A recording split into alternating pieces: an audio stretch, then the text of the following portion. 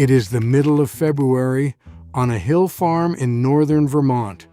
There is a foot of snow on the ground, the pond is frozen solid, and the nearest grocery store is 20 miles down a road the plow has not touched since Tuesday. And none of it matters, because out behind the farmhouse, under a slanted wooden hatch, half buried in a snowbank, there is a room that has kept this family fed through winters exactly like this one for more than 100 years. Lift the hatch and the air changes. Walk down the earthen steps, past fieldstone walls glistening in the lamplight, into a small dark room that smells like soil and apples. The temperature down here holds steady around 40 degrees, damp and clean and still. The wooden shelves are packed, bins of potatoes and carrots buried in sand, crates of apples picked 5 months ago, still firm enough to snap when you bite into one, rows of mason jars, a stoneware crock of sauerkraut, braids of onions hanging from the ceiling beams. There is no compressor humming down here, no wires coming in, no bill arriving at the end of the month. Nothing in this room can break, because there is nothing in this room to break. Your great-grandparents owned a refrigerator that ran on nothing and lasted a century. Then, America filled it with concrete, paved a driveway over it, and forgot it ever existed. This room is called a root cellar. And if you had asked a farm family about theirs back in 1930, they would have looked at you the way you would look at a man who asked whether your kitchen has a stove. Of course they had one. Everyone had one. Every farmhouse in New England, every homestead on the Great Plains, every hollow in Appalachia had some version of a cold room dug into the earth. It was not quaint, and it was not a hobby. It was the difference between eating well in March and going hungry. The men who dug those cellars were not lucky. They understood something about the ground under their boots that almost nobody teaches anymore. So before we get to how this room vanished from an entire country, you need to see why it works. Because once you understand the mechanism, you will never look at a hillside the same way again. Picture a cutaway diagram of that Vermont hillside, sliced open like a layer cake. Up at the surface, the air swings wildly through the year, from 90-degree afternoons in July to 20 below zero on a January night. The first few feet of soil swing right along with it. That upper layer freezes solid every winter, and the depth the freeze reaches is called the frost line. In Georgia, it might be a few inches. In Minnesota, it can run 4 feet or more. But follow that cross-section deeper, below the frost line, and the swings stop. 6, 8, 10 feet down, the soil settles near the average yearly temperature of the place above it and barely moves, summer or winter. Across much of the northern United States, that steady number lands somewhere in the 40s and low 50s. The earth itself is a flywheel. Millions of tons of soil soak up the summer's heat and release it slowly through the winter, and a root cellar is nothing more than a room parked inside that flywheel. That is the first principle. Depth. Get the room below the frost line, into the stable zone, and the ground does the work forever. The second principle is temperature, and people tend to get this one backwards. A cellar was never chasing deep cold the way a freezer does. Its job was dormancy. Just above freezing, the chemistry of decay slows to a crawl, and root vegetables essentially go to sleep. Potatoes keep best in the high 30s with the humidity up around 90%, and they can sit there for months without sprouting.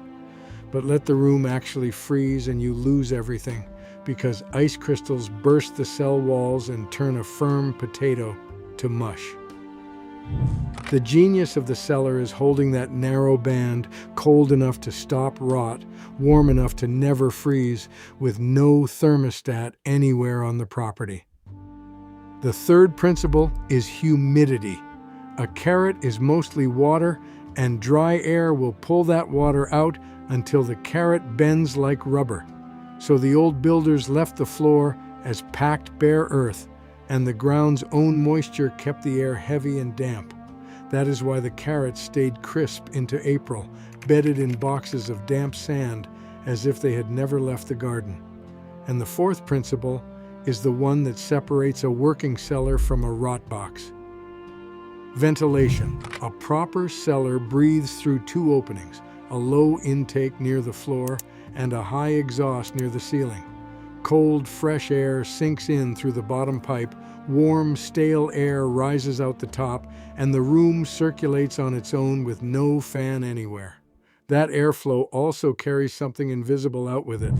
Apples give off ethylene gas as they ripen, and ethylene is a signal that tells every potato in the room to start sprouting.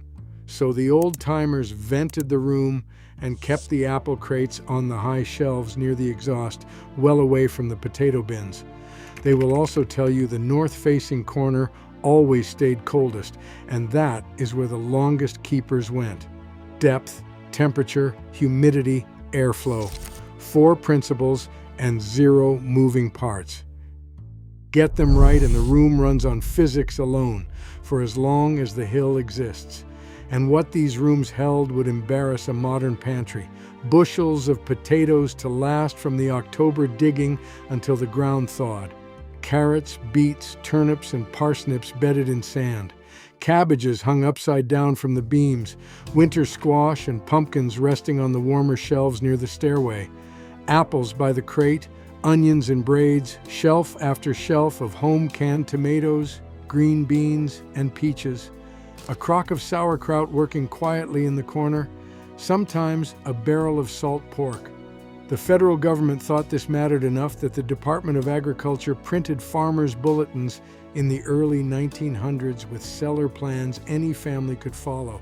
And during both world wars, households were urged to grow and store their own food so the rail cars could feed the troops. Picture the ritual itself.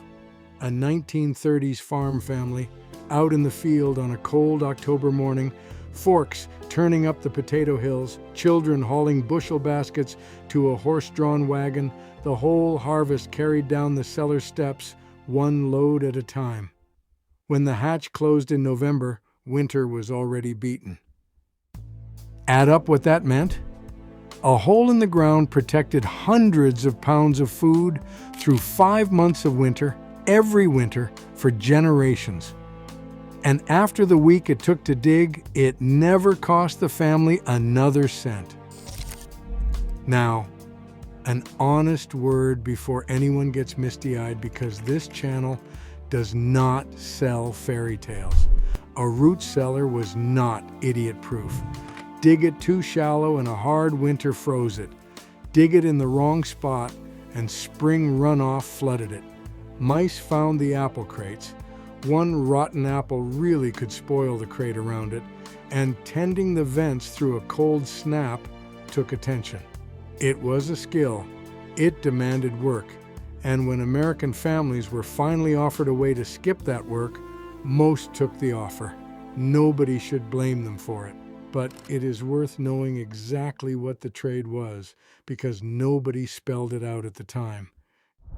If this is the kind of knowledge you came here for, take 1 second and hit subscribe, because every week this channel documents the builds and skills that let a family depend on nothing. Now, for the part nobody explained. Here is how America lost the root cellar. By 1930, fewer than 1 American household in 10 owned an electric refrigerator. 20 years later, by most historical estimates, more than 8 in 10 did. That is one of the fastest adoptions of any machine in the country's history, and to be fair, the refrigerator earned it. It kept milk from souring in July. It kept fresh meat safe for days instead of hours. It handled leftovers, sat right in the kitchen, and asked nothing of you but a plug. An honest telling admits all of that. If the fridge had been the only change, the cellar might have simply moved over and shared the job the way the pantry and the freezer share it today. But the cellar did not take one hit. It took 3. The second was the supermarket. As grocery chains spread through the 40s and 50s, produce stopped being seasonal. Apples in May, lettuce in January, all of it trucked and railed in from somewhere warmer. Storing a winter of food stopped being a survival skill and started feeling like a pointless chore. Why keep 300 pounds of potatoes in the dark when the store keeps them for you? The third hit was poured in concrete, and this detail is almost too fitting to believe. In 1947, out on Long Island, the builders Levitt and Sons began building what would become more than 17,000 nearly identical houses, the development that gave America the modern suburb. They built it on farmland the locals knew well, potato fields. And to build at that speed, at the peak, as many as 30 finished houses a day, the Levitts made one quiet decision that reshaped the American home. No basements. Every house sat on a flat concrete slab with the heating pipes buried right in the pour. That decision seemed small at the time. It was not. Builders across the country copied the slab because it was fast and cheap, and a house on a slab has no underground at all. No basement, no cellar, nowhere to put one. The houses that helped end the root cellar were built on top of a potato farm. And a cellar offered a builder nothing anyway. It adds no square footage a realtor can list, no finish a buyer can photograph. So the digging stopped, and within one generation, the knowledge stopped being handed down with it. Notice what did not happen in any of this. No law was passed.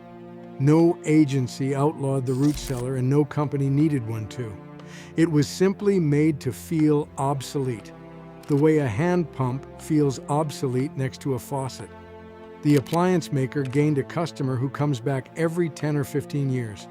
The utility gained a bill that never ends. And the family gained a machine they cannot fix, running on power they do not control. Convenience outsold the root cellar, one monthly payment at a time. Here is the part that never makes it into that story. The root cellar still works, right now, exactly as it always did. Amish families across Pennsylvania and Ohio never stopped using theirs. Homesteaders from Vermont to Idaho are digging new ones this year, and the modern versions take every shape you can imagine.